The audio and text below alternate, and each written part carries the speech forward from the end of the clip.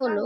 তো ওই যে যখন রুটা যখন আপনার আত্মাতে দেওয়া হয় তখন উঠাইয়া যখন বসাইয়া দিলেন গে মা, বসার পরে দুইজন মুনকিরান নাকির যখন আপনার কবরে নেমে যায় তখন আপনি চোখ কচলাতে কচলাতে বলবেন, ওই বলছেন মান রাব্বুক। দুইজন যখন ফারিস্তা কবরে নেমে যায় তখন জিজ্ঞেস করছেন ওই ব্যক্তিকে, কাকে জিজ্ঞেস করছেন? ওই যে মৃত্যু ব্যক্তিটাকে, বেনামাজিটাকে জিজ্ঞেস করছেন। যদি আপনি নামাজ পড়ে থাকতেন ঠিক বলতেন কি জানেন, যে আমার সময় হয়ে গেছে, আমি ফরজ আদায় করব। আর আপনি বেনামাজি, তো আপনি কি বলবেন? মুনকিরান নাকির কিন্তু জবাবের সওয়ালের জবাব বাবা ছাড়বে না মা গো, সময় নষ্ট করবেন না, আজকে তোবা করে মা, যদি আপনাকে আমি নামাজ পড়াতে পারি মা, আল্লাহ আমাকে সদকা জারিয়া দেবেন গো মা, আর আপনিও হযরতে মা ফাতেমা রাদিয়াল্লাহু তাআলা আর সঙ্গে জান্নাতবাসী হয়ে যাব। এই জন্য বলেন যখন দেওয়া হয় মুনকিরান নাকির যখন কবরে নামলো তখন জিজ্ঞেস করবেন যে বলো মান রাব্বুকা, তোমার রবকে? হায় আদ্রিম, আমি জানি নে। মান দিনুকা, তুমি কোন দিনকে ভালোবেসেছো? বলছে হায় আদ্রিম, আমি জানি নে। এইভাবে যখন বলবেন মান ইসলাম, তোমার ইসলাম কি? তুমি কোন ইসলাম? কে তোমার? কাকে তুমি ভালোবেসেছো রে বলো? তখন বলবে হায় আদ্রিম, আমি জানি নে। সুবহানাল্লাহ বলেন। তখন ফারিস্তা উঠে যাবে, যাওয়ার পরে আল্লাহকে জানাইয়া দিবে, আল্লাহ আপনার ওই যে ব্যক্তি বেনামাজি ছিল গো, ওই ব্যক্তি বেনামাজি আছে, আল্লাহ ওই বেঈমান আছে। আল্লাহ তাআলা বলবেন যাও রে, ওই ফারিস্তাকে বলবেন যাও যাও, তাড়াতাড়ি ওর পায়ে শিকলটা পরাইয়া দাও। আর ওই যে শিকল মা, যখন মানুষ যখন চুরি করে নেয়, পায়ে যখন শিকল পরাইয়া যায়, হাতে যখন হ্যান্ডকাপ দেয়, তখন ওই মরা লাশকে কি করবে দেখুন, ওই যে তোমার লাশখানাকে পায়ে শিকল দেবে।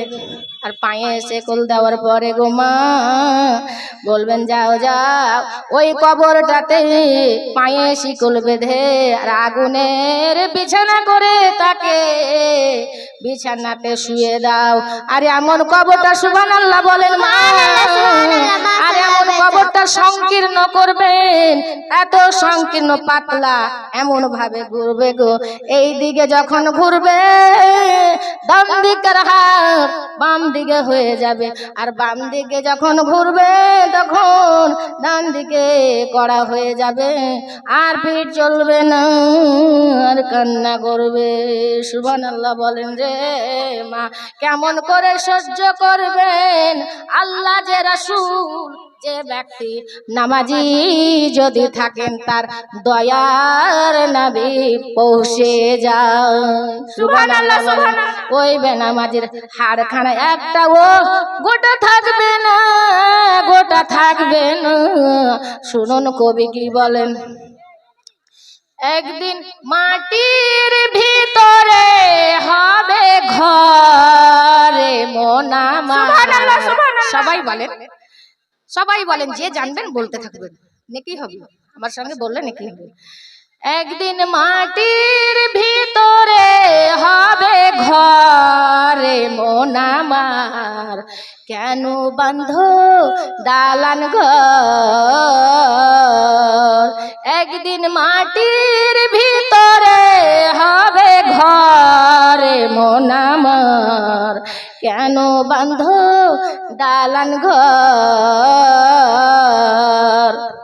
প্রাণ পাখি উড়ে যাবে, কবি কি বলছে, প্রাণ পাখি যখন উড়ে যাবে ধন সম্পদ সব তোমার পড়ে থাকবে। প্রাণ পাখি উড়ে যাবে, প্রাণ পাখি উড়ে যাবে, পিঞ্জির ছিঁড়ে ধরা ধামে সব যাবে চলে, তুমি যাবে চলে। সুবহানাল্লাহ বলেন। প্রাণ পাখি উড়ে যাবে পিঞ্জির ছিঁড়ে, ধরা ধর্মে সবই রবে, তুমি যাবে চলে, তুমি যাবে চলে। বান্ধবী বন্ধু যত, মাতা পিতা তারা শত, বন্ধু বান্ধবী যত, মাতা পিতা তারাই শত, সকলে হবে তোমার পরে। মন আমার কেন বান্ধ দালান ঘর, একদিন মাটির ভিতরে হবে ঘরে। মন আমার কেন বান্ধ দালান ঘর। তাহলে বুঝতে পারছেন যে যখন কবরে চলে যায় তো কি কি অবস্থা হয়।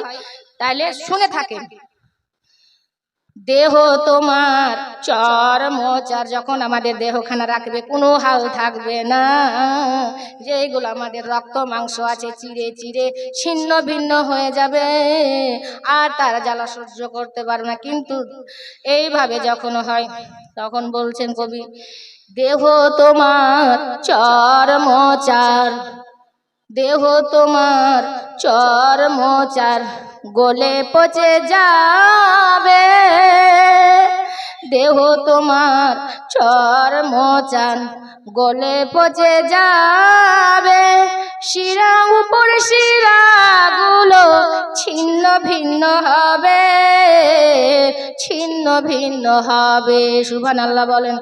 দেহ তোমার চর মোচার, গলে পচে যাবে, শিরা উপর শিরাগুলো ছিন্ন ভিন্ন হবে, ছিন্ন ভিন্ন হবে। মুন্ডু মেরো দণ্ড, মন্ড মেরো দণ্ড, সবই হবে খণ্ড খণ্ড। মন্ডু তো বুঝছেন মাথা, মেরুদণ্ড দেহ, সব কিছু একটা কিছু গোটা গোটা থাকবে না, সব উঠে পড়ে থাকবে, কিচ্ছু থাকবে না। মা বোন, এই বেনামাজির অবস্থা, বেহাইয়ার এই অবস্থা শুনুন। মুন্ডু মেরো দণ্ড, মুন্ডু মেরো দণ্ড, সবই তোমার হবে খণ্ড খণ্ড, মাটির উপরে পড়ে রবে রে মন আমার। কেন বান্ধ দালান ঘর, একদিন মাটির ভিতরে হবে ঘরে। মন আমার কেন বান্ধ দালান ঘর, প্রাণ পাখি উড়ে যাবে পিঞ্জির ছিঁড়ে, ধরা দামে সবই রবে, তুমি যাবে চলে, তুমি যাবে চলে। বন্ধু বান্ধবী যত, মাতা পিতা তারাই শত, সকলে হবে তোমার পরে। মন আমার কেন বান্ধ দালান ঘর, কেন বান্ধ দালান ঘর। আল্লাহুম্মা সাল্লি আলা সাইয়্যিদিনা মাওলানা মুহাম্মদ ওয়া আলা আলি সাইয়্যিদিনা মাওলানা মুহাম্মদ।